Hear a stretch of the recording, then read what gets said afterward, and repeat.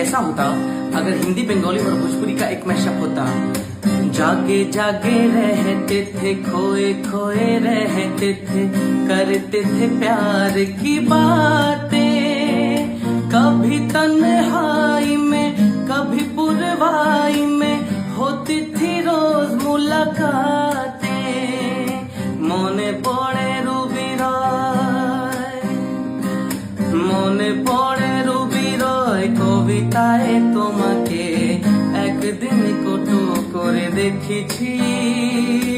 আজ হায় রুবিরয় ডেকে বলো আমাকে, তোমাকে কোথায় জানো দেখেছি। अखिया में बात प्यार कितना, अखिया मिला के देख ला, मोहब्बत बा कितना दिल में, दिल लगा के देख ला। तो कैसा लगा है मैशअप और जरूर बताइएगा एंड फॉलो करना मत भूलना।